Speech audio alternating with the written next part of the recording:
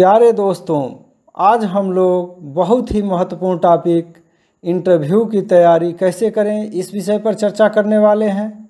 लेकिन इस टॉपिक को शुरू करने से पहले मैं आप सभी लोगों को बहुत बहुत धन्यवाद ज्ञापित करता हूं, क्योंकि आप लोगों ने मेरे चैनल को काफ़ी पसंद किया है।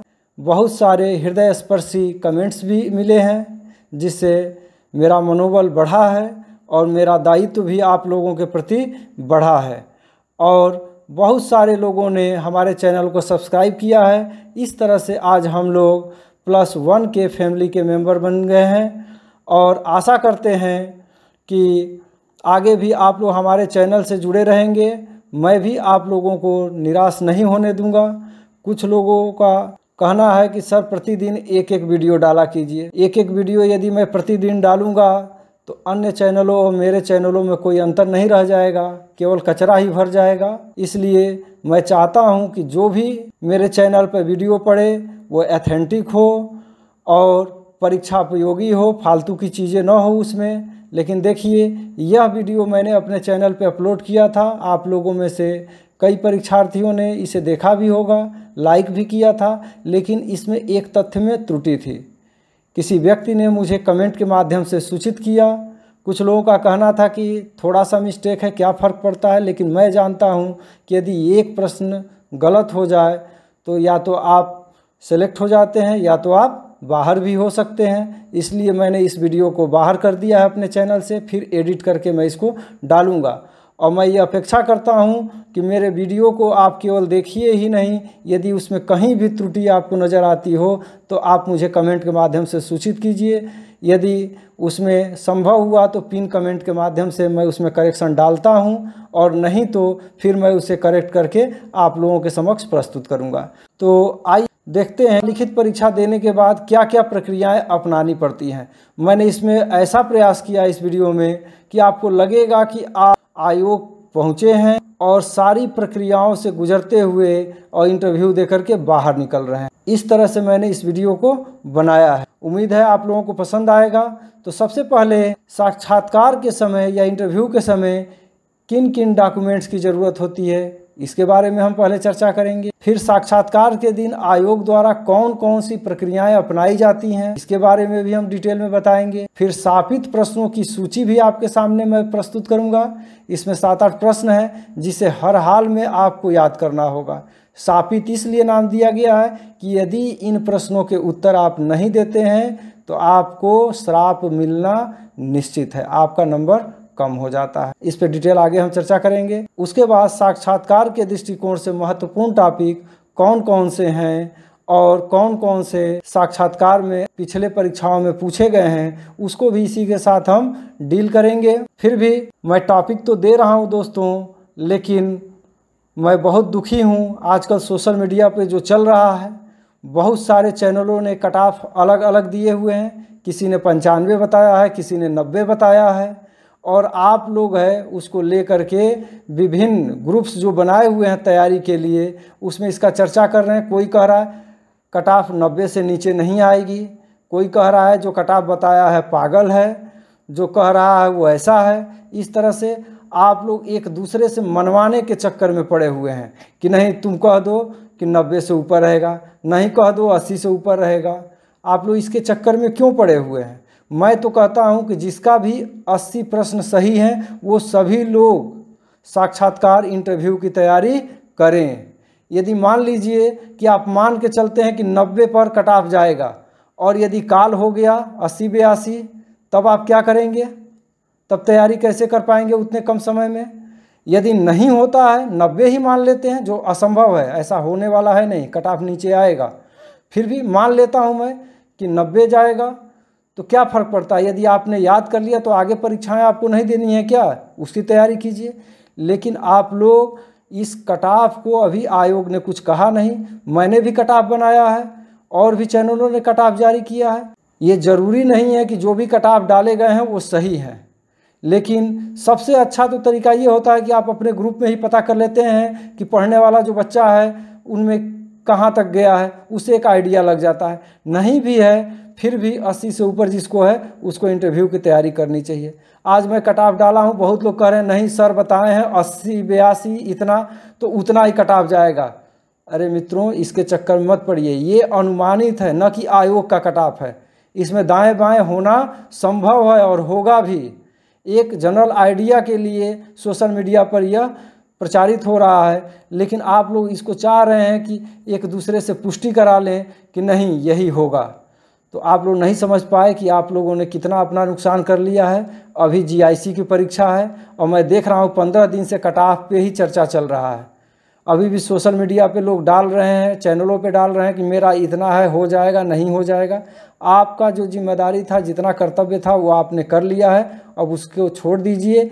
मेरा यही कहना है कि जिसका भी जनरल ओबीसी में 80 से ऊपर है वो इंटरव्यू की तैयारी करे। यदि आपका इंटरव्यू कॉल होता है तो अच्छा है, नहीं कॉल होता है तो आगे फिर परीक्षाएं तो आपको देनी ही है। और SC ST है तो वो 70 से ऊपर है, वो भी तैयारी करें, नहीं है तो अगली परीक्षा देंगे आप लोग। तो चलिए आइए हम लोग अपने इस इंटरव्यू वाले मुख्य टॉपिक पे आते हैं। सबसे पहले हम लोग आवश्यक डॉक्यूमेंट कौन कौन से लगते हैं उसके बारे में चर्चा करते हैं। ये देखिए 2016 में जो इंटरव्यू लेटर हम लोगों ने डाउनलोड किया था उसके साथ ही ये लिस्ट लिख करके आया हुआ था। तो इसमें दिया हुआ है स्वप्रमाणित पासपोर्ट साइज का अपना नवीनतम फ़ोटो। ठीक है, स्वप्रमाणित करना, किसी से अटेस्टेड नहीं कराना है, आपको एक फ़ोटो ले जाना है। मांगा तो गया था लेकिन हम लोगों से कहीं भी इसकी ज़रूरत नहीं पड़ी थी, तो आप लोग एक फ़ोटो अपने साथ रख लीजिएगा। एक क्या 4-5 फ़ोटो, जितने लोग, बहुत सारे ऐसे लोग हैं जो तीसरी चौथी बार आयोग का इंटरव्यू देने जा रहे हैं, हमसे भी ज़्यादा अनुभवी हैं, तो उनको तो पता ही होगा। लेकिन जो पहली बार जा रहा है उनको उद्देश्य में रखते हुए मैंने ये अपना वीडियो बनाया है। दूसरा कह रहा है शैक्षणिक प्रशिक्षण अंक पत्र व प्रमाण पत्र, जितना भी है high school, inter, BA, BSc, MSc जो भी है आपका, या PhD, सारे डॉक्यूमेंट्स ओरिजिनल आपको लेके जाने हैं। आरक्षण श्रेणी प्रमाण पत्र, यदि कैटेगरी में आप आते हैं तो अपना कैटेगरी का प्रमाण पत्र लेकर के जाना है। विकलांग श्रेणी के हैं तो विकलांग श्रेणी वाला सर्टिफिकेट आपको लेकर के जाना है। मूल प्रमाण पत्र सबका मैं बता रहा हूँ। भूतपूर्व सैनिक है तो वो अपना भूतपूर्व सैनिक होने का प्रमाण पत्र लेकर के जाएंगे। स्वतंत्रता संग्राम सेनानी, वो अपना स्वतंत्रता संग्राम सेनानी का प्रमाण पत्र लेकर के जाएंगे। खेल प्रमाण पत्र जिसके पास वो ले लेगा। उत्तर प्रदेश के निवासी होने का निवास प्रमाण पत्र, यहाँ ध्यान दीजिए आप लोग, यदि आप उत्तर प्रदेश के निवासी हैं तो निवास प्रमाण पत्र आपको लेकर के जाना है। जनरल में है तो इसकी बहुत ज़रूरत नहीं पड़ती है, उत्तर प्रदेश के आप निवासी हैं तब भी, फिर भी आप इसे बनवा लीजिएगा क्योंकि ये लिस्ट में दिया हुआ है, होना चाहिए। ज्वाइनिंग के समय भी आपका एड्रेस वेरिफिकेशन की ज़रूरत पड़ती है तो फिर आपको बनवाना ही पड़ेगा, और ये आसानी से 3 से 4 दिन में बन के आपको मिल जाता है, तो इसको ज़रूर से आप लोग बनवा लें। अगला पॉइंट इसमें है मुख्य चिकित्सा अधिकारी से निर्गत शारीरिक स्वस्थता प्रमाण पत्र। ठीक है, आपको बनवाना है। हेल्थ सर्टिफिकेट जो है तो ये आपको मुख्य चिकित्सा अधिकारी से बनवाना है, CHC से हो या जिससे भी हो, उससे वो भी मान्य हो जाता है, उसको आपको बनवाना है। लेकिन आप लोग ध्यान दीजिएगा, जब इंटरव्यू लेटर जारी हो जाता है आप उसको डाउनलोड करते हैं, उसके बाद इस लेटर को बनवाइएगा क्योंकि उसी के आधार पर ये वैलिड होता है। अन्यत्र सेवारत होने की स्थिति में सेवायोजक से अनापत्ति प्रमाण पत्र, यदि आपने फॉर्म भरते समय उसमें अनापत्ति प्रमाण पत्र लगाया था या उसमें आपने जिक्र किया था कि मैं सर्विस में हूं, तो वहां से आप जो है संतोषजनक प्रमाण पत्र और अनापत्ति प्रमाण पत्र आपको ले जाना होगा। ठीक है, यदि नहीं भी ले जाते हैं, आपने नहीं शो किया है और बाद में सर्विस आप पा गए हैं तो इसकी कोई ज़रूरत नहीं है, आप वहाँ पर रिजाइन करके आप वहाँ यहाँ पे ज्वाइन कर सकते हैं, कोई समस्या नहीं है। चरित्र प्रमाण पत्र, इसके लिए बहुत लोग भ्रमित रहते हैं। यदि आप कहीं पढ़ रहे हो तो उस इंस्टीट्यूशन से आप कैरेक्टर सर्टिफिकेट बनवा लीजिए, या इसको आप किसी भी सक्षम अधिकारी द्वारा, गजेटेड ऑफिसर हो, उससे आप चरित्र प्रमाण पत्र बनवा करके ले करके जा सकते हैं। इसमें दिया हुआ देखिए दूसरा पॉइंट, आवेदन पत्र में जिस शैक्षणिक प्रशिक्षण योग्यता अथवा अन्य योग्यता प्रमाण पत्र का उल्लेख नहीं किया है तो उस योग्यता प्रमाण पत्र का लाभ देय नहीं होगा। और न ही उनसे संबंधित प्रमाण पत्र साक्षात्कार के समय स्वीकार किए जाएंगे। यानी कि जैसे मान लीजिए आप बीएड किए थे और फॉर्म में आपने बीएड को शो नहीं किया है, तो अब बाद में आप बीएड को दिखाएंगे तो उसका आपको वेटेज का लाभ नहीं मिलेगा। इसी तरह से यदि एमएड है आपने नहीं भरा है या पीएचडी है और फॉर्म में नहीं भरा है तो आपको इसका लाभ नहीं मिलेगा। ठीक है, किसी भी प्रस्तुत साक्ष्य के अभिप्रमाणित न होने पर उसका लाभ न मिल सकेगा। यदि आपने भरा है कि मैं बीएड हूँ, पीएचडी हूँ, यदि उस समय आप आयोग में उसका प्रमाण पत्र नहीं प्रस्तुत करेंगे तो उसका वेटेज आपको नहीं दिया जाएगा। ये तो सीधी सी बात है, सब लोग समझ रहे हैं। इसके अलावा चौथा जो इसमें नंबर दिया है इसको ध्यान से आप लोग समझिए। आवेदन पत्रों के साथ आप द्वारा प्रस्तुत जिन अंक तालिकाओं में पूर्णांक न दिए गए हों उनके पूर्णांक को प्रमाणित करने वाला साक्ष्य अथवा उस परीक्षा वर्ष का प्रॉस्पेक्टस जिसमें पूर्णांक का पता चल सके साक्षात्कार के पूर्व जांचकर्ता के समक्ष प्रस्तुत करें। यानी कि बहुत सारी यूनिवर्सिटी ऐसे हैं कि आपका प्राप्तांक दे देती हैं और टोटल कितने प्राप्तांक हैं ऐसा है और टोटल कितना पूर्णांक था ये दे देता है, लेकिन पेपर वाइज पूर्णांक नहीं दिया रहता है। जैसे मैं झारखंड में गया था काउंसलिंग में, वहाँ पे भी लोगों को लौटा दिया और फिर दूसरे दिन बुलाया था, लेकिन यहाँ पे माध्यमिक शिक्षा सेवा चयन बोर्ड आपको दोबारा मौका नहीं देगा, इसका ध्यान रखेंगे। इसलिए आप अपने स्पेशली इलाहाबाद वाले छात्रों के साथ ऐसा घटित हुआ था, पुराने जो छात्र थे उनका केवल दिया था प्राप्तांक, कितना पूर्णांक था ये कॉलम नहीं बना हुआ था, इस वजह से वहाँ से लौटा दिया गया था। फिर दोबारा ये बनवा करके लेके गए और जो समय दिया गया था उस दिन ये उपस्थित हुए थे। तो इसको आप लोग अपने में चेक कर लीजिएगा कि कहीं ऐसा तो नहीं है केवल प्राप्तांक दिया है और हर विषय का पूर्णांक दिया है कि नहीं दिया है। अब पाँचवा पॉइंट देखिए, कोई भी यात्रा भत्ता दे नहीं होगा, कोई दिक्कत नहीं है, हम लोग पहुँचाएँगे। छठवां है, किसी कारणवश आप उपयुक्त तिथि को साक्षात्कार में उपस्थित नहीं होंगे तो किसी भी दशा में पुनः साक्षात्कार का अवसर नहीं दिया जाएगा। आपको हर हाल में अपने निर्धारित डेट और समय पर उपस्थित होना पड़ेगा।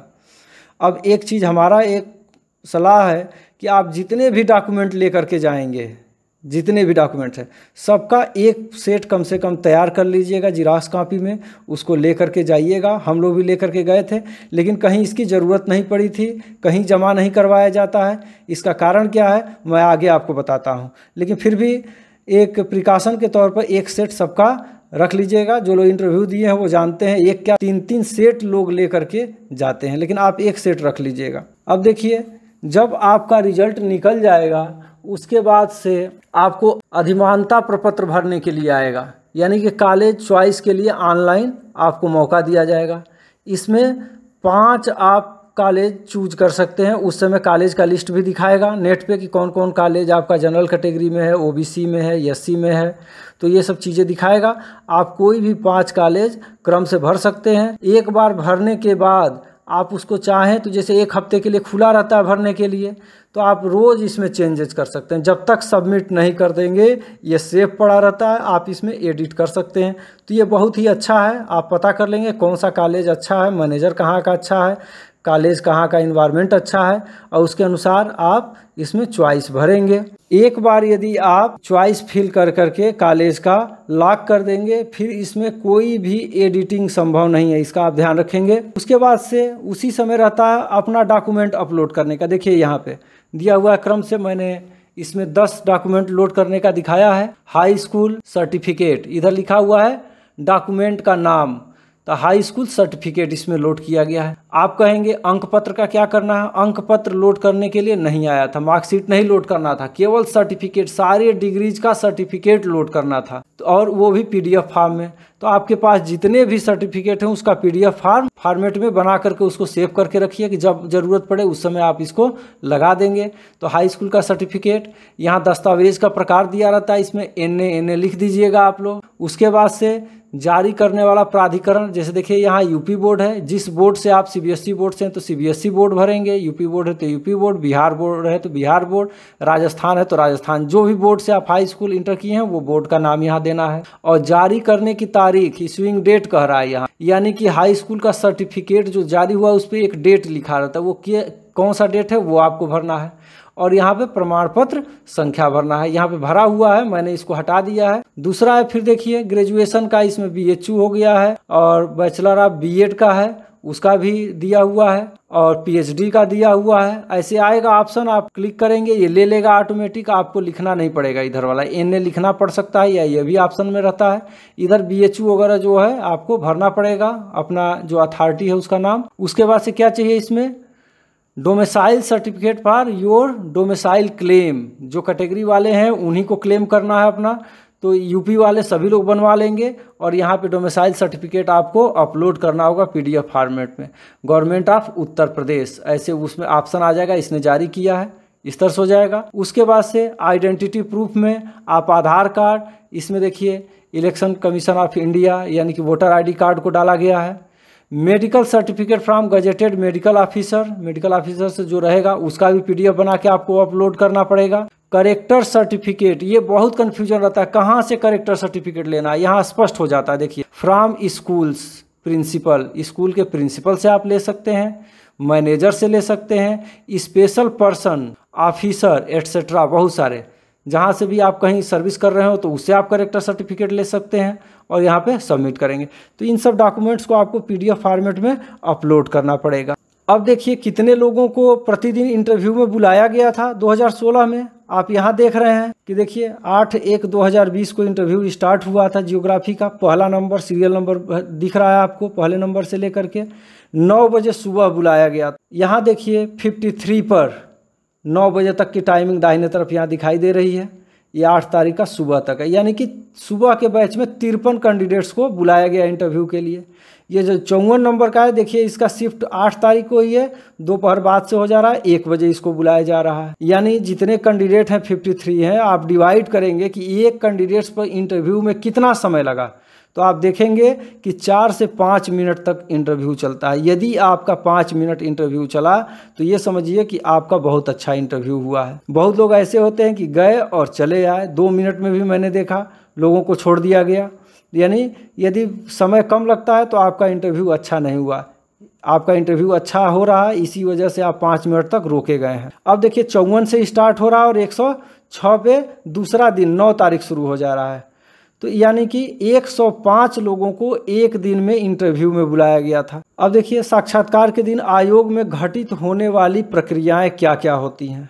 सबसे पहले देखिए जो डेट दिया गया है और जो समय दिया गया है उससे 10 मिनट पूर्व जो है आयोग के गेट पे आप पहुंच जाइए। इंटरव्यू लेटर दिखा करके आप गेट के अंदर प्रवेश कर जाएंगे। अब देखिए आयोग के कार पार्किंग स्थल में आप लोगों के बैठने के लिए लाल रंग की प्लास्टिक की कुर्सी लगी होगी। ये मत कीजिएगा कि मैं लाल रंग की बता रहा हूँ, मैं 2 बार गया हूँ इंटरव्यू देने, दोनों बार लाल रंग की ही वही जो टेंट से आती है कुर्सी लगता है वही लगा के रखे रहते हैं। अब अगर सफ़ेद रंग की लगी हो तो ये मत सोचिएगा सर तो बताए थे लाल रंग की, अब इस पर नहीं बैठना है, बैठ जाइएगा। उस पर बैठने से पूर्व ही मोबाइल फ़ोन, यदि मोबाइल फ़ोन इलेक्ट्रॉनिक डिवाइस आप ले करके जा रहे हैं तो उसको वहीं पे जमा करा लिया जाएगा और वहीं टेबल पर 2-3 लोग बैठे रहते हैं, उपस्थिति पत्रक रहेगी, उस पर आपसे हस्ताक्षर कराया जाएगा और आपको बैठने के लिए कहा जाएगा। कुर्सी पर बैठने के बाद अत्यधिक सतर्कता की ज़रूरत है। देखिए रेड से लिखा हूँ, इसको बहुत ध्यान से पढ़िए, समझिए इसको। सतर्कता की ज़रूरत है क्योंकि यही वह स्थल है जहां इंटरव्यू से पूर्व ही ज्ञान के चिथड़े उड़ाने वाले अनेकों बम फूटते हैं। यहाँ जब कुर्सी पर जाके आप बैठेंगे ना, एक से एक बम फूटेंगे और आपका जितना ज्ञान है वो शून्य हो जाता है। कैसे बम फूटेंगे? बगल वाला बोलेगा पैसा चल रहा है कि नहीं, कि अब उसमें इन्वॉल्व हो गए आप, तब तक कोई दूसरा पूछेगा बिना पैसे का होता ही नहीं है, हमेशा इसमें आयोग में पैसा ही चलता है। आप तुरंत पैसा नहीं दिए हैं, कोई व्यवस्था नहीं बना है, अब आप डिस्टर्ब होना शुरू हो गए, बेकार आए हैं, अब कुछ होने वाला नहीं है, तब तक और क्या कहेगा कोई उसी में से? केवल आरएसएस वालों का ही होगा, उन्हीं का इस समय जमाना चल रहा है, उन्हीं का होगा, तब तक कोई और बोलेगा।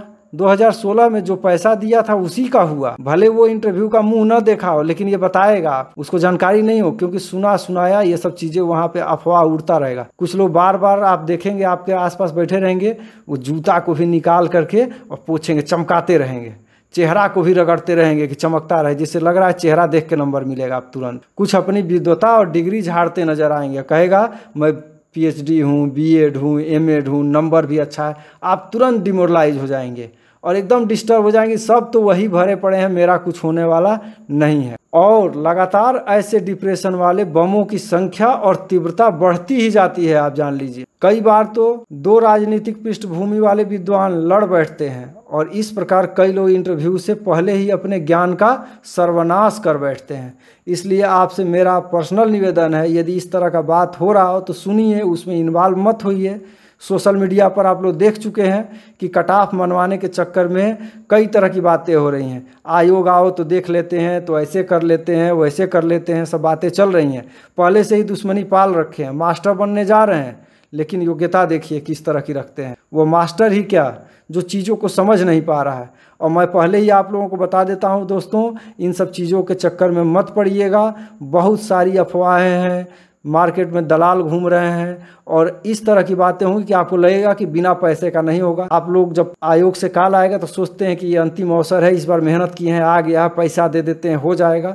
कुछ होने वाला नहीं है। आप जो इंटरव्यू में प्रेजेंट करेंगे उसी का नंबर मिलेगा और उसी के आधार पे आपका सिलेक्शन होने वाला है। पैसा किसी को भी मत दीजिएगा आप लोग। मैं स्पष्ट रूप से इस बार मैं खोल के बोल रहा हूँ, पैसा किसी को मत दीजिएगा। आप तैयारी कीजिए, जो मैं बता रहा हूँ उसको आगे आप ध्यान से सुनिए। लगभग 5-5 के ग्रुप में आप लोगों को मेटल डिटेक्टर से चेक करने के बाद सीढ़ी से प्रथम तल पर डॉक्यूमेंट वेरिफिकेशन के लिए भेजा जाएगा। पहले तल पे आप वहाँ से 5 लोगों का नाम बुलाया जाएगा और सीढ़ी से आपको ऊपर भेजा जाएगा। कार पार्किंग में ही हम लोगों को बैठाया गया था दोनों बार, इस बार भी वहीं बैठाया जाएगा जहाँ तक उम्मीद है। और वहाँ सीढ़ी से आप जब जाएंगे तो आपको मेटल डिटेक्टर से चेक करेगा, कोई इलेक्ट्रॉनिक डिवाइस तो नहीं लेकर के जा रहे हैं। 2013 में जब हम लोग गए थे इंटरव्यू देने, तो उस समय हम लोग अपने पॉकेट में मोबाइल लेकर के इंटरव्यू हॉल में जाके इंटरव्यू दिए थे। लेकिन आपका सब कुछ यहाँ जमा हो जाएगा, जहाँ सभी मूल प्रमाण पत्रों को आप द्वारा अपलोड किए गए प्रमाण पत्रों से कंप्यूटर पर मिलान करें। आप पहले ही मैं दिखाया कि आपको सारा प्रमाण पत्र अपलोड करना है। आप जाएंगे तो कोई फोटोकॉपी हम लोगों से नहीं मांगा गया था, आप लोगों से भी संभवतः नहीं मांगा जाएगा। आप ओरिजिनल एक एक निकाल के देंगे उसके हाथ में, वो अपने हाथ से कंप्यूटर पे स्क्रीन पे आपका खोलता है और एक एक चीज़ आपका मिलान करता है। ठीक है। यदि मान लीजिए कि आपके नाम में, आपके माता पिता के नाम में कहीं कोई त्रुटि हो तो आप उसका एक एफिडेविट बनवा लीजिएगा और ले करके साथ में जाइएगा। वहाँ बताने की अपने से ज़रूरत नहीं है। यदि जांचकर्ता उस कमी को पकड़ता है तो आप एक एप्लीकेशन और वो एफिडेविट उसको दे दीजिएगा। आपको इंटरव्यू देने का परमिशन मुझे लगता है मिल जाएगा, इसमें कोई दो राय नहीं है। फिर बाद में आप उसको करेक्शन करा करके आयोग में, चाहे जहाँ पे आप ज्वाइन करेंगे वहाँ आप उसको प्रस्तुत करेंगे। ठीक है। प्रमाण पत्रों के सत्यापन के पश्चात आपको क्या होगा, वहाँ से आप काउंटर पे जाएंगे। काउंटर पे एक दूसरा काउंटर होगा जहाँ पे आपको बार कोड मिलेगा। 2016 में बार कोड मिल रहा था और 2013 में कोड लिख करके मिलता था। और उस समय धांधली करने वाले उसी कोड को फ़ोन सबके पास होता था, जिससे जिसकी सेटिंग होती थी उसको वो बता देते थे। लेकिन इस बार बार कोड मिलेगा। बार कोड को आपको ले करके और बार कोड के साथ ही बताया जाएगा आपको किस कमरे में जाना है। संभवतः तीसरे तल पे आपको जाना होगा, जहाँ पे ये सब पूरी प्रक्रिया होने में लगभग 40 मिनट का समय लगेगा। आप जब नीचे से ऊपर जाएंगे, डॉक्यूमेंट वेरिफिकेशन होगा, कोड मिलेगा, कोड के साथ आपको कमरा बताया जाएगा कि किस बोर्ड में आपको जाना है, किस कमरे में आपको जाके इंटरव्यू देना है। आप वहाँ पे पहुँचेंगे, इसमें आपको लगभग 40 मिनट तक का समय लगेगा। अब आप देखेंगे जब बार कोड ले करके जाएंगे तो वहाँ पे जिस कमरे पे आपको होगा वहाँ 2-3 लोग पहले से लाइन में खड़े होंगे। आप उनके पीछे जा कर के बैठ जाएंगे। वहाँ एक चपरासी होगा, बेल बजेगी, आपको अंदर जाने के लिए जब कहा जाएगा तब आप अंदर जाएंगे। और जाने के बाद वहाँ पे आप देखेंगे कि चेयर के सामने मेंबर बैठा होगा। आप स्पष्ट रूप से समझ सकते हैं कि इसका मेंबर कौन है और कौन एक्सपर्ट है। हमारे समय में 2 एक्सपर्ट बैठे थे और 1 मेंबर थे उसमें बैठे हुए। तो आप बार कोड ले जो ही जाएंगे वो बार कोड मांगेंगे, आप मेंबर के हाथ में उसको बार कोड को सौंप देंगे। उसके बाद से आपका साक्षात्कार शुरू होगा। एक चीज़ आपको ध्यान रखना है कि साक्षात्कार बोर्ड, ये ध्यान दीजिए यहाँ पे, साक्षात्कार बोर्ड के समक्ष आपको अपना नाम, जाति, धर्म और आरक्षण श्रेणी का उल्लेख नहीं करना है। ये एडमिट कार्ड पे ही आपके लिख करके आया, वहीं से मैंने क्रॉप करके यहाँ पे आपको दिखाया है। इंटरव्यू के पश्चात नीचे आकर काउंटर से अपना मोबाइल आदि ले करके घर के लिए प्रस्थान करेंगे और रास्ते भर अपना मूल्यांकन करते रहिएगा। और उसके बाद आकर के आप अब कट ऑफ खोजते रहिए। अभी आप लोग कट ऑफ झूठ मूठ का अपना समय बर्बाद कर रहे हैं। केवल आपके पास केवल एक ही चारा है कि इंटरव्यू की तैयारी कीजिए। ठीक है। बहुत सारे लोग इस वीडियो को ऐसे लोग भी देख रहे होंगे जो 2-3 बार इंटरव्यू दे चुके हैं, तो आप लोग खुद अनुभवी हैं, आप लोग जानते हैं। यदि कहीं कोई हमसे त्रुटि हो तो आप लोग कमेंट्स के माध्यम से और लोगों को सूचित करेंगे, जिससे कि और लोगों को भी इसका लाभ मिल सके। अब देखते हैं शापित प्रश्नों की सूची। सबसे पहले हम लोग देख लेते हैं कर्स्ट। कौन से ऐसे प्रश्न हैं जिनके उत्तर आप नहीं देंगे तो एक्सपर्ट या मेंबर आपसे नाराज हो जाएंगे और आपको न्यूनतम नंबर देंगे। सबसे पहला चीज है भूगोल की परिभाषा आपसे पूछा जा सकता। मानव भूगोल की परिभाषा। भूगोल की परिभाषा जब कुछ नहीं मिलता है तो सबसे पहले पूछ लिया जाता है, अच्छा भूगोल की परिभाषा सुना दीजिए। अब आप एकदम असहज महसूस करते हैं। यदि भूगोल की परिभाषा आप नहीं सुना पाए तो आगे के सारे प्रश्न आपके चौपट हैं। अब एक तो हमको ये नहीं समझ में आता है कि जो एमए कर लिया है स्टूडेंट, इतना पढ़ा है, परीक्षा दे करके आ रहा है, उससे इतना बेसिक क्वेश्चन पूछने का क्या मतलब है। जो पीएचडी कर लिया हो हिंदी में, उससे कहिए क ख ग सुनाया, यदि क ख ग भूल गया तो आप कहेंगे कि इसका ज्ञान शून्य है। लेकिन ये ट्रेंड है, तो इसलिए आपको हर हाल में भूगोल की परिभाषा रट के जाइएगा। अब प्रश्न आता है किसकी परिभाषा रट ले। आप लोग हार्टसोन का डिफिनीशन रट लीजिएगा, उसके अलावा और 2-4 आपको डिफिनीशन आता है उसको ले लीजिएगा। कई बार होता है कि किस लैंग्वेज में डिफिनीशन हम याद करें, हिंदी में या इंग्लिश में। आप डिफिनीशन या वहाँ पे जो भी कन्वर्सेशन होना है आप हिंदी में भी कर सकते हैं, इंग्लिश में भी कर सकते हैं, मिक्स करके भी कर सकते हैं। चूँकि आपको पता है यूपी बोर्ड है, यहाँ हिंदी मीडियम के बच्चों को आपको पढ़ाना है, इसलिए कोशिश यही करेंगे आप लोग कि मिक्स अप करके ही आप अपने जवाब प्रस्तुत करें। दूसरा है स्केल। स्केल का डिफिनीशन पूछ सकता है। आरएफ की परिभाषा पूछ देगा। रिप्रेजेंटेटिव फ्रैक्शन जो होता है ये क्या होता है, या स्केल और रिप्रेजेंटेटिव फ्रैक्शन में क्या अंतर है, ये आपका प्रैक्टिकल से है। तो इसका भी अगर जो आप जवाब नहीं देते हैं इसका भी बहुत ही निगेटिव इम्पैक्ट पड़ेगा। आगे है अक्षांश किसे कहते हैं, देशांतर किसे कहते हैं। लैटिट्यूड लॉन्गिट्यूड को डिफाइन करने के लिए पूछा जाता है, यदि आप नहीं देते हैं तब भी समस्या है। प्रोजेक्शन का डिफिनीशन आपसे पूछा जा सकता है। उसके बाद इरोजन और वेदरिंग, अपक्षय और अपर्दन, इसका भी डिफिनीशन आपसे पूछा जा सकता है। या दोनों में बेसिक डिफरेंस क्या है ये बताइए। ये सब बहुत बेसिक बता रहे हैं। इनके आंसर यदि आप नहीं देते हैं तो निश्चित रूप से आप न्यूनतम अंक के साथ दंडित किए जाएंगे, इसलिए इसको आप तैयार करके रखेंगे। उसके बाद भौतिक भूगोल, भारत का भूगोल, आर्थिक भूगोल, अधिवास भूगोल, ये सब आप पढ़े होंगे। तो पूछा जा सकता है कि भौतिक भूगोल में आपने कौन कौन सी पुस्तकें पढ़ी हैं, किस किस राइटर की किताब पढ़ी हैं। आप हिंदी वाला बता देंगे, वो बोलेगा इंग्लिश में कोई एक नाम बता दीजिए। तो आप क्या करेंगे कि जो भी ये मुख्य मुख्य विषय हैं इससे संबंधित हिंदी में, इंग्लिश में 2 या 3 जो भी हो सके आप नाम याद करके रखेंगे कि जिस विषय से भी बोला जाए उसका कम से कम हिंदी में या इंग्लिश में 2 नाम आप बता सकें उसको कम से कम। ठीक है। यदि वो कहता है कि 2 ही केवल याद है, आप कह सकते हैं कि सर 2 ही हमने देखा है और भी हैं अभी ध्यान में नहीं है। चाहे जो भी हो आपको संतुष्ट करना पड़ेगा। उसके बाद से कुछ प्रश्न पूछ ले अगला, उसके बाद से उसका सटीक आंसर आप नहीं दे पाते हैं तो अंत में वो एकदम न्यूनतम स्तर पर उतर आते हैं और पूछेंगे किसी राज्य का नाम बोलेंगे, अब बोलेंगे इसकी राजधानी बता दीजिए। तो राजधानियों को भी, भारत के राज्यों की राजधानियाँ भी आप लोग देख लीजिएगा। अब आगे चलते हैं हम लोग।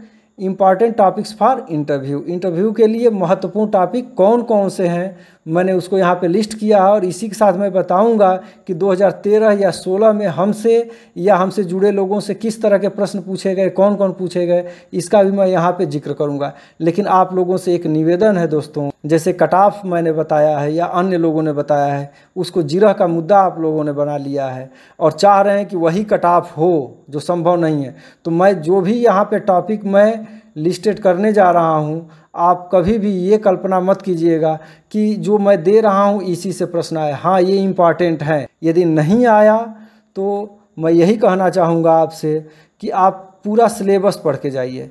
इंटरव्यू का जो दायरा होता है सीमित नहीं होता, असीमित दायरा है। ये मुझे बताने की ज़रूरत नहीं है, आप बेहतर तरीके से इस चीज़ को जानते हैं। आप सभी लोग पढ़े लिखे हैं, हमसे ज़्यादा इस समय नॉलेज रखते हैं। अनुभव हमारे पास ज़्यादा ज़रूर हो सकता है, लेकिन विषय की जानकारी आप लोगों के पास इस समय हमसे ज़्यादा है, क्योंकि आप लोग कंपटीशन की तैयारी कर रहे हैं। तो मैं आपको अपना अनुभव ही यहाँ पर दे रहा हूँ। इनको जितना भी मैं दे रहा हूँ इनको आप थोड़ा सा ध्यान से देखिएगा। बाकी आप और भी चीज़ें जो सिलेबस में है पीजीटी के उसको देखिएगा। देखिए, भारत का भूगोल में क्या क्या पूछा जा सकता है। अक्षांशीय विस्तार पूछ सकता है, भारत का कितना है, क्षेत्रफल पूछ सकता है कितना है, देशांतरी विस्तार कितना है ये पूछ सकता है, भारतीय मानक समय का मान पूछ सकता है 82.5 डिग्री पूर्वी देशांतर, ठीक है। समुद्री सीमा का निर्धारण ये मुझसे पूछा गया था 2016 में, मेरा पहला ही मुझसे प्रश्न पूछा गया था कि समुद्र में जो सीमा का कोई देश का कहाँ तक उसका बाउंड्री है, कहाँ तक उसका अधिकार क्षेत्र है, इसको कुछ कैटेगराइज किया गया है, उसके बारे में आप कुछ जानते हैं। मैंने इसका सटीक आंसर दिया था बिल्कुल, टेरिटोरियल सी, कॉन्टिग्यूअस जोन और एक्सक्लूसिव इकोनॉमिक जोन। ये है, ये कितने किलोमीटर 12, 24 और कितना है ये आप याद कर लेंगे। ये पूछा गया था मुझसे, कोई ज़रूर नहीं है कि मुझसे पूछा गया है तो आपसे भी पूछा ही जाएगा, ठीक है। ये रिटन एग्जाम नहीं, इंटरव्यू में बहुत सारी चीज़ें, जिस सब्जेक्ट का एक्सपर्ट रहेगा उस कोई इंडिया पढ़ा रहा है तो इंडिया से पूछेगा, कोई क्लाइमेटोलॉजी का टीचर है तो क्लाइमेटोलॉजी से पूछ लेगा, कोई यदि प्रैक्टिकल ज्योग्राफी पढ़ाता है तो प्रैक्टिकल ज्योग्राफी पूछ लेगा।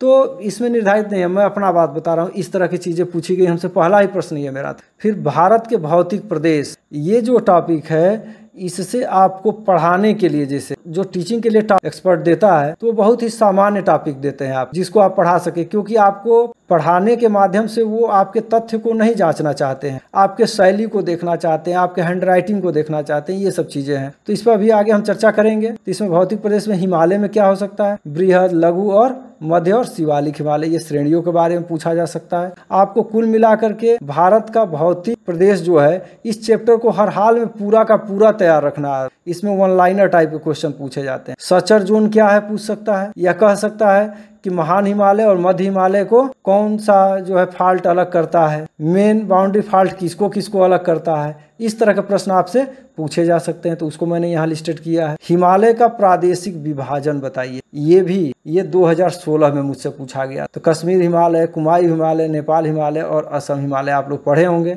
तो ये आपको बताने से काम नहीं चलेगा किन किन नदियों के बीच जो है कश्मीर है, कुमायूं है, नेपाल है और असम हिमालय नदियों के बारे में। तो मैंने इसको बता दिया, सिंधु, सतलज ऐसे करके, काली, तीस्ता, ये सब ब्रह्मपुत्र नदियों से करके, इन सबों को मैंने तो बता दिया। असम हिमालय को मैंने बताया कि तीस्ता से ब्रह्मपुत्र तक असम हिमालय है। तो अगला क्वेश्चन यहीं से रेज हो गया कि ब्रह्मपुत्र के बाद हिमालय है कि नहीं है। तब इसका आंसर आप लोग खोज लीजिएगा। जब हिमालय का प्रादेशिक विभाजन आप बता रहे हैं तो आप बता दिए ब्रह्मपुत्र तक असम हिमालय है, तो क्या हिमालय ब्रह्मपुत्र नदी के बाद समाप्त हो जाता है या रहता है, ये क्वेश्चन किया गया। आप इसका आंसर खोज लेंगे। दर्रे, अक्सर दर्रे पूछा जाता है, उसमें स्पेशली एक हमारे मित्र से पूछा गया था, पश्चिमी घाट के प्रमुख दर्रों को आप बता दीजिए।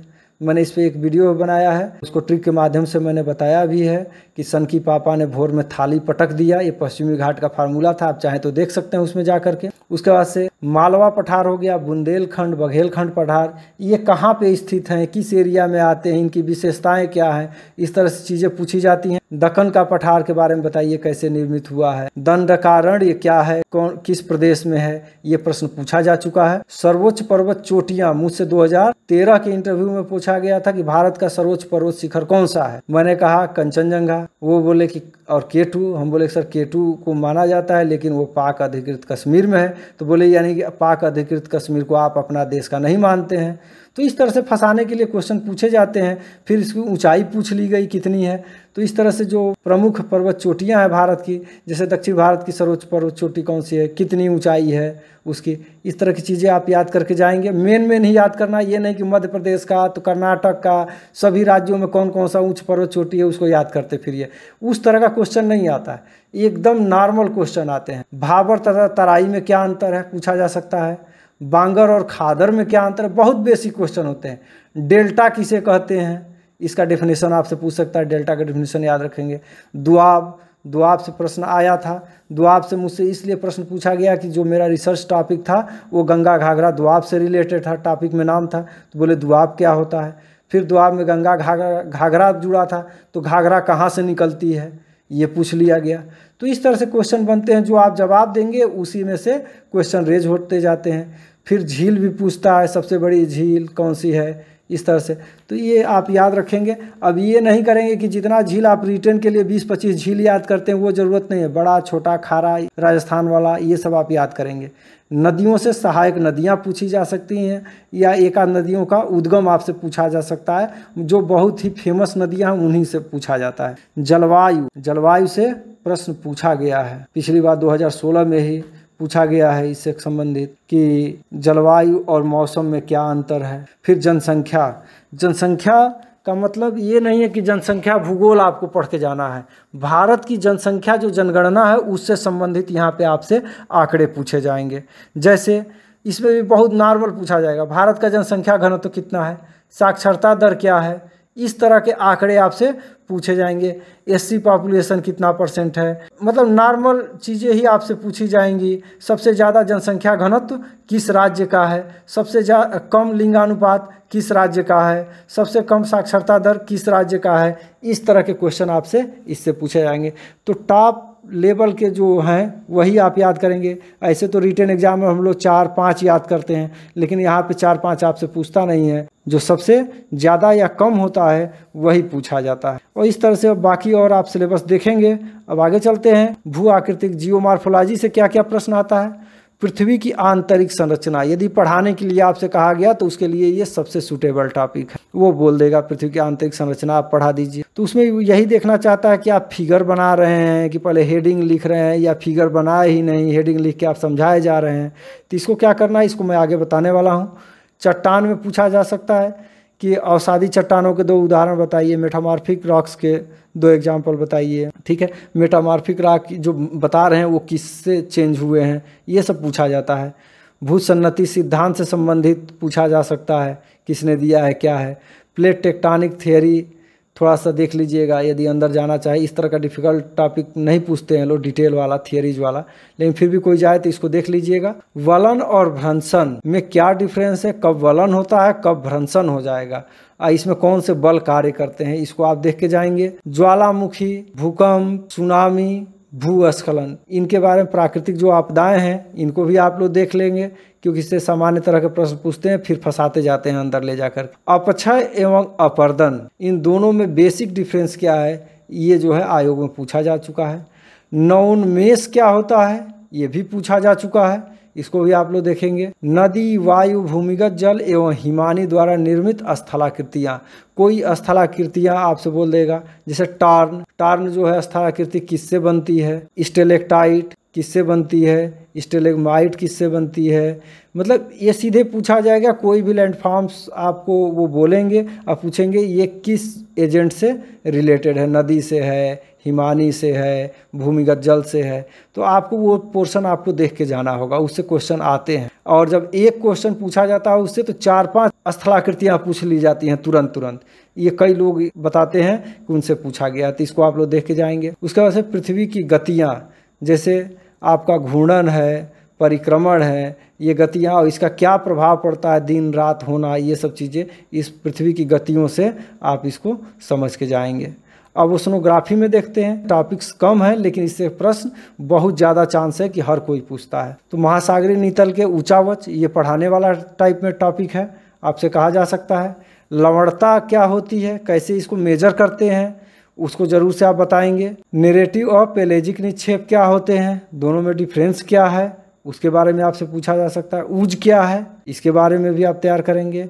प्रवाल हो गया, प्रवाल से रिलेटेड जितने भी हैं चीज़ें उसको आप देखेंगे, कितने टाइप्स के होते हैं, क्या हैं, सब देख लेंगे। ज्वार भाटा, दीर्घ ज्वार, लघु ज्वार, दैनिक ज्वार, ये कब आते हैं, कितने देर पे आते हैं, अमावस्या, पूर्णिमा, क्या प्रभाव पड़ता है। सिजगी, ये भी पूछा गया है, ज्वार भाटा से भी पूछा गया है, इससे सबसे ज़्यादा प्रश्न इनसे बनते हैं। और महासागरीय धाराएं भी आप लोग एक बार देख लीजिएगा। वैसे तो अभी तक हमको कोई मिला नहीं है जो महासागरीय धाराओं के बारे में पूछा गया हो किसी से, फिर भी आप इसको देख लेंगे। तैयारी चल ही रही है आप लोगों की, अभी परीक्षा दे रहे हैं तो बहुत रिवीजन में दिक्कत नहीं है। और टॉपिक जो भी बोला जाता है, जो हेडिंग्स है वही पूछते हैं, और आप इस तरह से तैयारी करें। कोई भी टॉपिक जितना भी मैंने लिस्टेड किया है, चाहे सिलेबस में है, कोई टॉपिक पूछा जाता है तो एकदम साइलेंट होने की स्थिति में ना आ जाए। हर टॉपिक पर कम से कम बोलने की क्षमता हो, ये आपको तैयार करना है। ये नहीं है कि आपको कोई टॉपिक बोला गया कि इसके बारे में बताइए तो आप उससे 5 मिनट बोलेंगे, नहीं, आप 10 सेकेंड ही बोलेंगे तब तक अगला क्वेश्चन आ जाता है। एक्सपर्ट समझ जाता है कि आप बता पा रहे हैं या नहीं बता पाएंगे, तो अगला क्वेश्चन रेज हो जाता है। आगे देखते हैं क्लाइमेटोलॉजी से। इंटरव्यू के हिसाब से ये सबसे महत्वपूर्ण विषय है, इससे अक्सर प्रश्न आता है। वायुमंडल का संगठन, ये पढ़ाने के लिए टॉपिक आपको दिया जा सकता है। वायुमंडल का स्तरीकरण से क्षोभ मंडल, निचला परत, उसके बाद से ओजोन लेयर किस में होता है, क्या होता है, आयन मंडल की क्या विशेषताएं हैं, इस तरह से पूछी जा सकती हैं। तो ये सब चीज़ें आप उसको डिटेल ये देखेंगे, स्तरीकरण जो आता है, स्ट्रेटिफिकेशन ऑफ एटमॉस्फेयर। भूमंडल पर दिन रात बड़ा, छोटा या बराबर होना। कब दिन रात बड़ा होता है, कब छोटा होता है, यानी कि आपसे 21 जून, 23 सितंबर, 22 दिसंबर ये दिन पूछना चाह रहा है कि किस दिन बड़ा होता है और किस दिन छोटा होता है। विषुव इक्विनॉक्स क्या होता है, ये पूछा जा चुका है इंटरव्यू में, जैसे स्प्रिंग इक्विनॉक्स और ऑटमल इक्विनॉक्स, यानी कि बसंत विषुव और शरद विषुव, ये क्या है ये बताना है। तो सीधे इक्विनॉक्स क्या है ये बताइए। एल्बिडो क्या है ये पूछा जा चुका है। एल्बिडो पृथ्वी से जो रिफ्लेक्ट हो जाता है उसकी बात कर रहा है, तो इसको भी आप लोग बताने के लिए अपने भाषा में तैयार रखिएगा। अपसौर और उपसौर, अफेलियन और पेरिहेलियन क्या है ये पूछा जा सकता है। या अपोजी और पेरिजी क्या है ये भी पूछा जा सकता है। यदि आप ये इंटरव्यू के लिए तैयार तो कर ही रहे हैं, इसमें बहुत सारे ऐसे टॉपिक आपको दिए हैं जो जीआईसी का परीक्षा आप दे रहे हैं उसमें भी ये सब इम्पॉर्टेंट है, इससे संबंधित प्रश्न आते हैं। तापमान का प्रतिलोमन यानी इन्वर्जन ऑफ टेम्परेचर के बारे में पूछा जाएगा, क्या है सीधे यही बोला जाएगा, इन्वर्जन ऑफ टेम्परेचर के बारे में बताइए क्या है, आपको बताना होगा। कैटाबेटिक और एनाबेटिक विंड क्या है, तो इसको आपको आरोही अवरोही जो पवन है उनके बारे में ये बताता है, इसको देख लीजिएगा, ये इंटरव्यू में पूछा जा चुका है 2013 में। रुद्धोष्म ताप परिवर्तन, एडियाबैटिक टेम्परेचर चेंज, बहुत इंपॉर्टेंट है। आयोग में तो किसी ने नहीं बताया है, लेकिन 2-4 इंटरव्यू में हमसे सामना हुआ है इसका, तो इसको भी आप लोग देखेंगे। वायुदाब पेटियाँ मोस्ट इम्पॉर्टेंट है, इससे अक्सर इस टॉपिक को खुद एक्सपर्ट दे देते हैं, कहते हैं कि इसको आप पढ़ाइए, तो इसको आप पढ़ाने के हिसाब से भी तैयार करके जाएंगे। तो इसमें डोल्ड्रम क्या है ये पूछा जाता है। अश्व अक्षांश क्या है ये, इसको अश्व अक्षांश कहा क्यों जाता है, इसकी क्या खासियत है। प्रचलित पवने, इसमें प्रिवेलिंग विंड्स के बारे में, वेस्टर्लीज हो गया, ईस्टर्लीज हो गया, इनको कैसे विस्थापन होता है इसका उत्तर और दक्षिण, इसके बारे में पूछा जा सकता है। थोड़ा सा डीप जाएंगे तो ये सब प्रश्न उठते हैं, तो इसको भी आप लोग देखेंगे। Walker cell, Hadley cell, Ferrel cell, ये किस किस वायुदाब के बीच कहाँ कहाँ चलती हैं, ये आप लोग तैयारी किए होंगे रिटर्न के लिए तो ये पढ़े ही होंगे, लेकिन इंटरव्यू में कैसे बोलना है 5 सेकंड 10 सेकंड में, इसको आप लोग तैयार रखेंगे। ITCZ, अल्नीनो और लानीना, ये मोस्ट इम्पॉर्टेंट है, इसको एकदम तैयार रखेंगे, इसको आप छोड़ नहीं सकते हैं। आगे देखिए एंसो क्या है, इसको भी देख लेंगे। जेट स्ट्रीम, जेट स्ट्रीम किस तरह से भारत की जलवायु पर प्रभाव डालता है पूछा जा सकता है, तो इसको आप समझ लेंगे। आर्द्रता के प्रकार, आर्द्रता कितने प्रकार का होता है उसका नाम पूछा जा सकता है, या विशिष्ट आर्द्रता को आप परिभाषित कीजिए।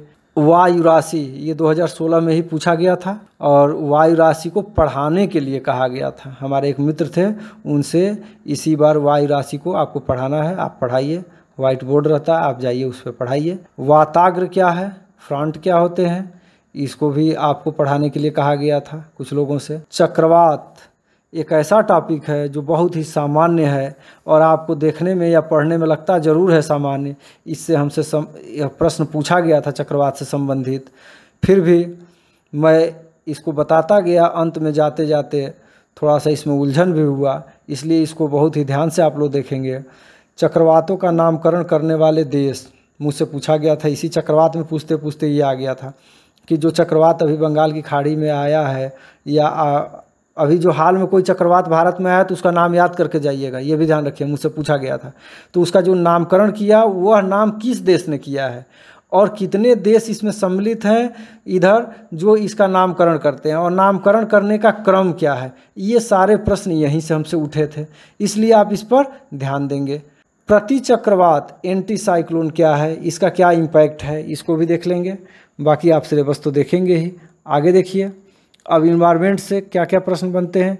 ग्लोबल वार्मिंग क्या है, बहुत सामान्य है ग्लोबल वार्मिंग, लेकिन आपसे इसका क्या प्रभाव पड़ेगा, कई तरह के इससे प्रश्न पड़ते हैं, इसलिए आप इसको देख लेंगे। ग्रीन हाउस इफेक्ट क्या है, ग्रीन हाउस गैसों के नाम बता दीजिए कुछ, इस तरह के प्रश्न आएंगे। ओजोन डिप्लीशन क्या है, ये कैसे प्रभाव डालता है।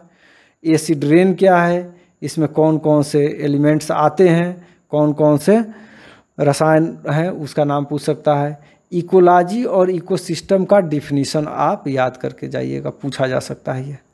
अब जनसंख्या भूगोल पॉपुलेशन ज्योग्राफी से क्या है, जनसंख्या घनत्व के प्रकार, ये इंटरव्यू में पूछा गया था पिछली बार कि कितने प्रकार का जनसंख्या घनत्व होता है वो बता दीजिए आप, इसको ध्यान रखेंगे। साक्षरता की डिफिनीशन, लिंगानुपात क्या होता है ये पूछा जा सकता है, प्रवास की परिभाषा आपसे पूछी जा सकती है। तो ये सब चीज़ें आप तैयार रखेंगे। अन्य भी कुछ टॉपिक मैंने डाल दिया है, जैसे संसाधन क्या होता है इसका डेफिनेशन पूछा जा सकता है, संसाधन के प्रकार बता दीजिए, या कोई एग्जाम्पल दे देगा, बोलेगा किस प्रकार का ये संसाधन है, तो उसको आप तैयार करके जाएंगे। अर्बन मार्फोलॉजी से संबंधित जो सिद्धांत है, multi nuclei theory, sector theory, concentric zone theory, ये सब आप तैयार रखिएगा किसने दिया है। भूगोल में अंधयुग का क्या तात्पर्य है और इसमें कौन सा भूगोलवेत्ता कार्य किया, तो ये तो आपके रिटर्न में भी आया हुआ है, आप लोगों को अच्छे से पता होगा। देश पूछ सकता है, जर्मन भूगोलवेत्ताओं के कुछ नाम बताइए, चाहे फ्रांसीसी भूगोलवेत्ताओं के नाम बताइए, या निश्चयवाद से संबंधित कुछ भूगोलवेत्ताओं के नाम बताइए, संभववाद क्या है, नव निश्चयवाद क्या है, तो इनको देख लीजिएगा। इनसे संबंधित भूगोलवेत्ताओं को भी आप जरूर से देखिएगा। अब प्रयोगात्मक भूगोल, प्रैक्टिकल जियोग्राफी से किस तरह के प्रश्न पूछे जाते हैं। बहुत लोगों का है प्रैक्टिकल से प्रश्न पूछा जाता है, बिल्कुल पूछा जाता है, और प्रैक्टिकल का नाम सुनते ही काफ़ी लोग ठंडे हो जाते हैं, तो आपको घबराने की ज़रूरत नहीं है। प्रैक्टिकल से बहुत ही सामान्य प्रश्न पूछे जाते हैं, और जो भी प्रश्न बनते हैं लगभग मैंने इसमें लिस्ट कर दिया है, और इससे ज़्यादा आपको देखने की ज़रूरत भी नहीं है। यदि आपके पास समय है तो आप पूरा देखिए, मैं मना नहीं कर रहा हूँ। तो मेरे कहने से केवल इतना ही नहीं पढ़ना है, आपका अपना भी विवेक है, आप हमसे ज़्यादा जो है कि पढ़े लिखे हैं, इस समय ज़्यादा नॉलेज रखते हैं, तो इसको देखेंगे। लेकिन मैं अपने अनुभव के आधार पर आपको मैक्सिमम चीज़ें मैं प्रैक्टिकल ज्योग्राफी से यहाँ पे दे दिया हूँ। जैसे स्केल मैं पहले ही बता दिया हूँ, इसका डिफिनीशन आपको बताना ही है, नहीं बताएंगे तो रसातल में चले जाएंगे। स्केल के प्रकार, कितने प्रकार के स्केल हैं, कौन कौन से हैं, नाम याद कर लीजिएगा।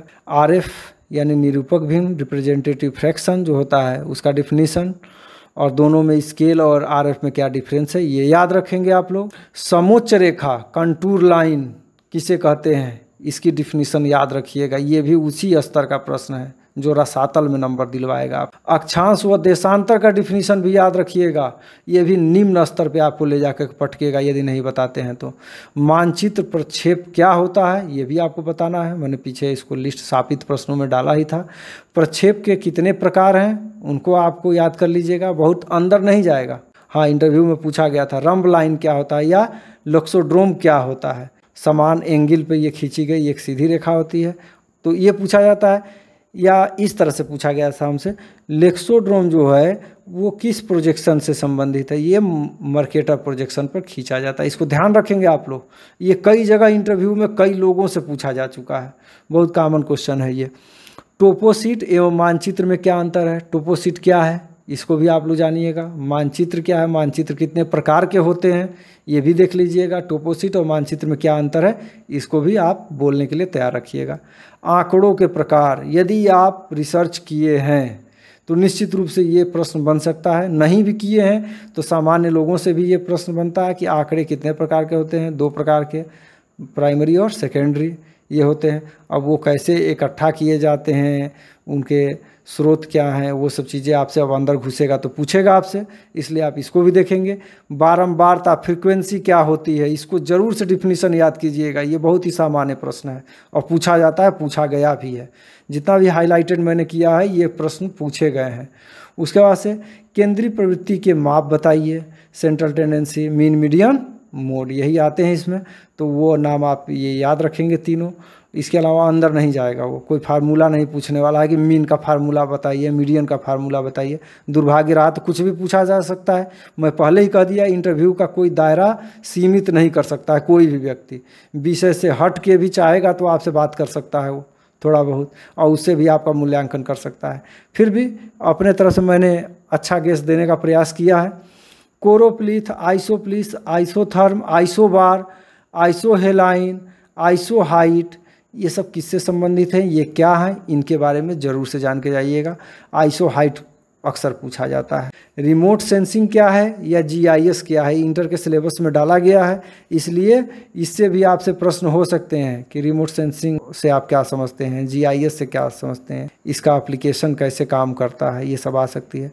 अब PhD डिग्री धारकों के लिए देखते हैं क्या क्या वो तैयार करके जाएंगे, क्योंकि PhD यदि आप किए हैं और वो आपसे एजुकेशन पूछता है और उसको पता चल जाता है, या डॉक्टर आपके नाम के आगे लगा हुआ है तो आप वो जान जाएगा कि आप जो है कि, वैसे तो नाम पता ही नहीं चलता है उनको, आपका एजुकेशन पूछते हैं कि क्या क्या किए हैं, उसी से पता चलता है। जैसे मुझसे पूछ लिया गया था, तो क्वेश्चन पूछने के बाद कि आप बीएड किए हैं क्या, हम बोले हाँ किए हैं। पीएचडी भी किए हैं, तो हाँ, उसके बाद से पीएचडी में उतर आएगा। जो ही एक्सपर्ट को पता चला कि आप पीएचडी होल्डर हैं या आप एमएड किए हैं, तो आप पर तुरंत रिसर्च पे आ जाएगा, सब्जेक्ट से हट जाएगा। सबसे पहले टॉपिक आपको पूछा जाएगा। कई लोग टॉपिक बताने में अपना घबरा जाते हैं, इतना प्रेशर होता है इंटरव्यू का, घबरा जाते हैं। हाइपोथेसिस क्या होता है? हाइपोथेसिस आपने बनाया था या नहीं बनाया था, यह है कि आपने रिसर्च जमा कर लिया है या कर रहे हैं, तो दोनों के क्वेश्चन में अंतर हो जाएगा। यदि आप रिसर्च कर रहे हैं तो आपकी हाइपोथेसिस क्या है ये पूछा जाएगा। ऑब्जेक्टिव्स आपने क्या बनाए हैं, उद्देश्य क्या है आपके रिसर्च का, वो बता दीजिए कर रहे हैं तो। और मेथोडोलॉजी यानी कि कौन सा मेथड अप्लाई कर रहे हैं आप, वो भी पूछा जा सकता है। क्वेश्चनायर का आपने, यदि आपने रिसर्च कर लिया है या कर रहे हैं, तो आपने क्वेश्चनायर का प्रयोग किया है या कर रहे हैं कि नहीं कर रहे हैं। कर रहे हैं तो क्वेश्चनायर क्या होता है ये भी पूछ सकता है आपसे। सैम्पलिंग की ज़रूरत पड़ी कि नहीं, आप में कोई सैंपल लिया है तो सैम्पलिंग का कौन सा मेथड आपने अप्लाई किया है, ये पूछा जा सकता है। तो ये हो गया आपका।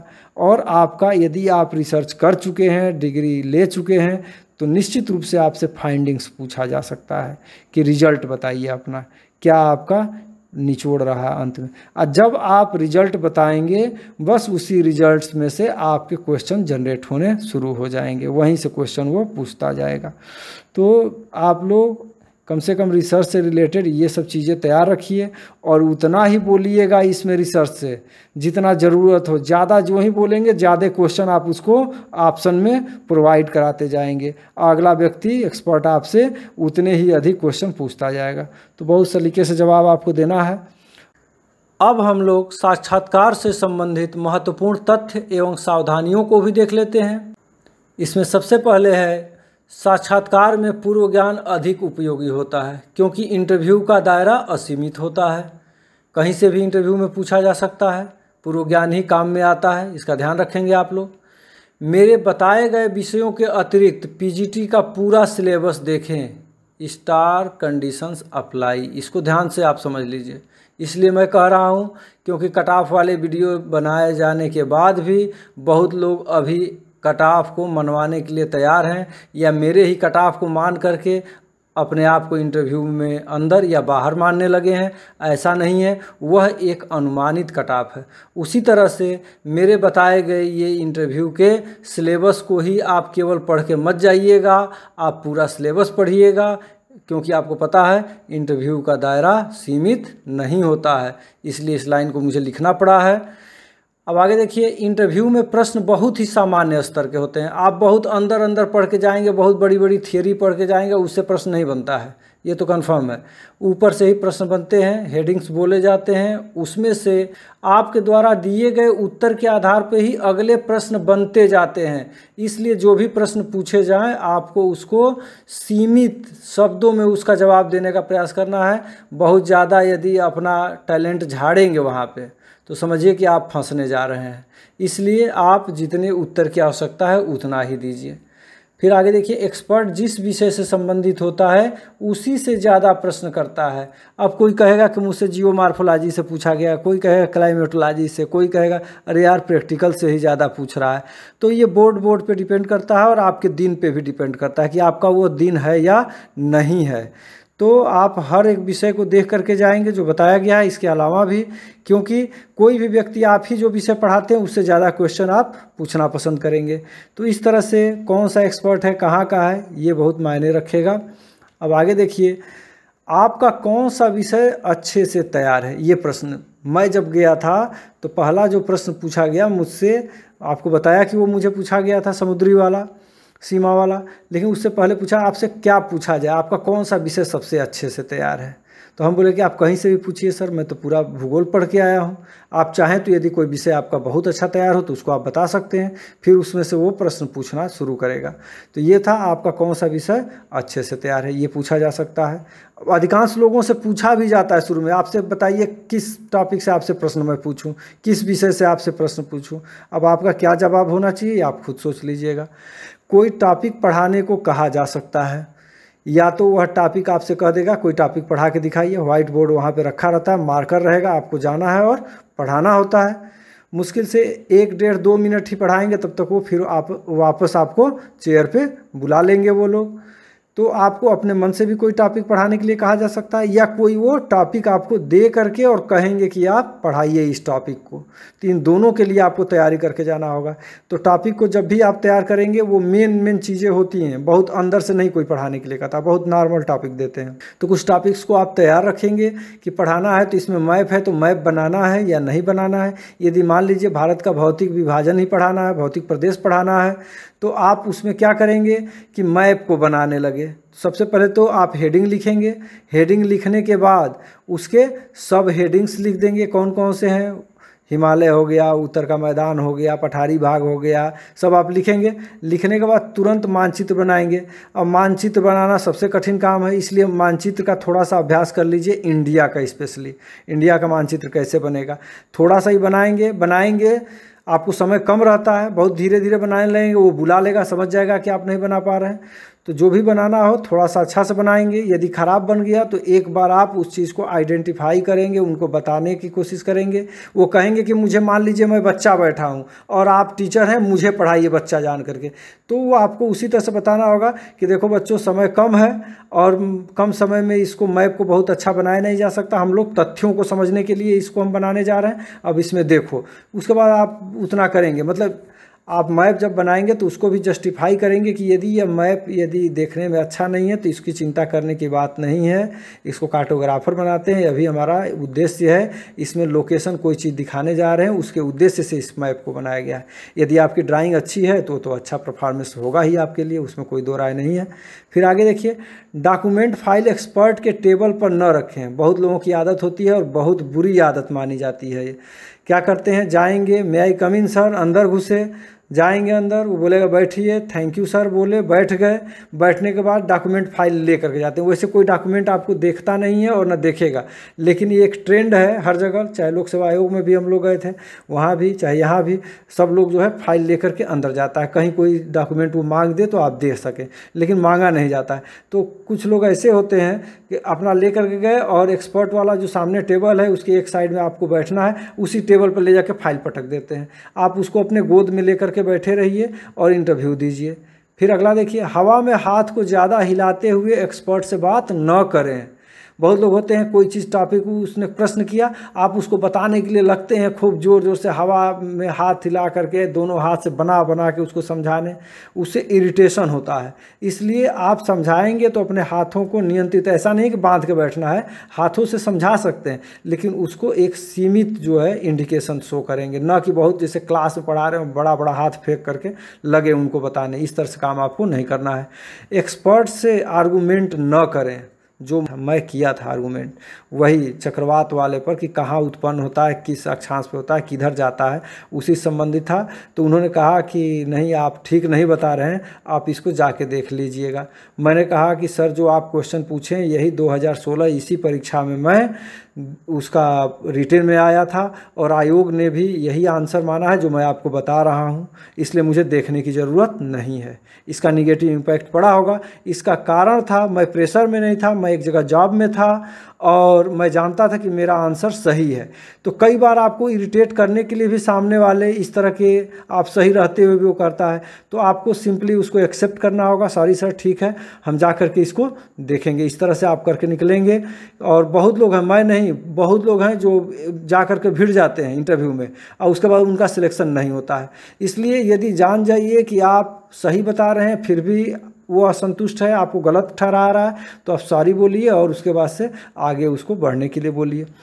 प्रश्न का उत्तर न आने पर सॉरी बोलिए। यदि कोई क्वेश्चन आ गया, क्वेश्चन पूछा गया, उसका आंसर आपको नहीं पता है, तो आप मत करिए बैठ के उसी में तमाशा। वो समझ जाएगा कि भरमा रहा है, इसको आने वाला है नहीं, वो समझता है, बेवकूफ़ नहीं है, ठीक है। इसलिए भरमाइए नहीं, इधर उधर मत कीजिए। आपको भी पता है कि मैं कर रहा हूँ, इसका उत्तर दूंगा नहीं, तो समय आपको पास नहीं करना है। जो ही हो थोड़ा सा रुकिए और बोलिए सर, इसका अभी मेरे दिमाग में नहीं आ पा रहा है। उसको स्पष्ट सॉरी कह के और उसको नॉलेज कीजिए कि मैं इसका अभी आंसर देने में असमर्थ हूँ सर, सॉरी, ठीक है।